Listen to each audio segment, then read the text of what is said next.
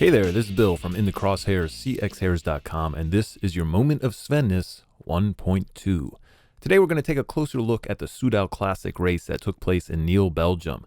The race featured a revamped track that included a lot more elevation change and crazy off-camber sections than in years past. We're going to focus on one of those off-camber stretches and the uphill 180-degree climb at the end of it. The thing I love about this feature, and it's something I'd like to see more US course designers adopt, is the width of the track. Look how wide open it is. You truly can choose your own adventure here, and seeing riders grapple with that decision-making process is what makes this section great to watch. And right here, as we see SVENNESS punch it around the turn, we see the second part of this feature that is worth looking at in detail. The first time through, Sven hits the short power climb and picks a line in the middle of the course. Corne van Kessel, starting from well behind Sven, dismounts and runs the inside line. At the top, Van Kessel has the advantage as Sven is forced to dismount, so it looks like at least from lap 1 that the run is the way to go for this feature. As we come back around for lap 2, Van Kessel and Sven have already gapped the field. Let's take a look at the line choice. Sven goes for the high line and Van Kessel goes low. The advantage to the low line is it takes less effort to get there after the turn. The high line means extra climbing. But as you can see, that low line is fraught with danger and Van Kessel is forced to dismount as Sven continues to kick push the bike up high. When Sven does dismount, he keeps his hands on the bars and uses the bike to maintain his balance so he doesn't slide down the steep off-camber. When the pair gets to the sweeping turn, Sven is able to use that high line to gain momentum going into the turn. I want to focus next on the lines around the bend. The Sven line is to go wide, and if we compare the first lap where Corne had the advantage to this lap, you can see Sven has made an adjustment and is now even wider. This is going to give him a better line as he hits the climb. By staying wide at the bottom, Sven is able to continue that wide line on the hill. This allows him to ride the feature and give him the perfect angle to overtake a still running Van Kessel on the climb.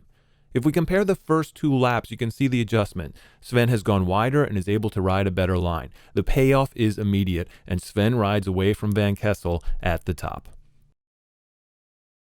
As we come back around, Sven is now alone and not deviating from that high line. A great rule of thumb that Rusty Williford, one of my co-collaborators on Skills Drills and Bellyaches, pointed out is to not give up elevation on an off-camber if you have to go back up.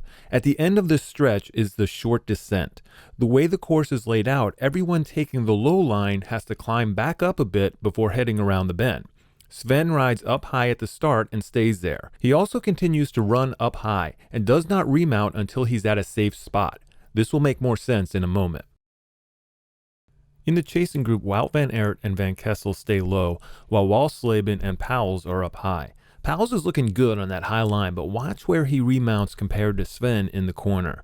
His momentum instantly carries him down the hill. If he waits until the end of that stretch, that same momentum is helping him drive through the turn. We also see the perils of trying to ride that section as Walsleben comes tumbling down the off-camber. Back in the main field, riders are still using multiple lines. Julian Taramacaz stays up high with the help of the fencing, Sven van Toornout takes the middle ground, and Dieter van Toornout stays low. You can see the advantage of the high and the middle lines as Dieter slots into third, but he makes up for it around the bend. All 3 riders dismount and run. However, Dieter goes inside, while Sven and Julian go outside. At the top, Dieter has gained the advantage. This is a great example of how keeping the course wide makes the race more exciting. Choose your own adventure. As we take another look at the chasing pair, Wout is still low and Kevin high. What is interesting is that Wout is not going wide around the turn, but is still able to gain enough momentum by going straight up the hill before turning left. He's then able to use that good angle at the top, similar to Sven's, to gain the advantage over Pauwels. On the next lap, Wout is seconds ahead of Pauwels but gives back the time after finding the ground on that low line. What's interesting is what he does at the end of the section. Watch as Wout climbs all the way to the top, similar to Sven's line before descending.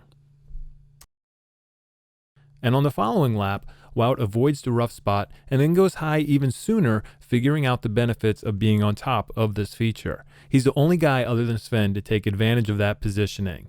And that's the biggest takeaway here. Let gravity work for you, not against you. Momentum is your ally. Take advantage of it when you can. And that is your moment of SVENNESS. See you next time.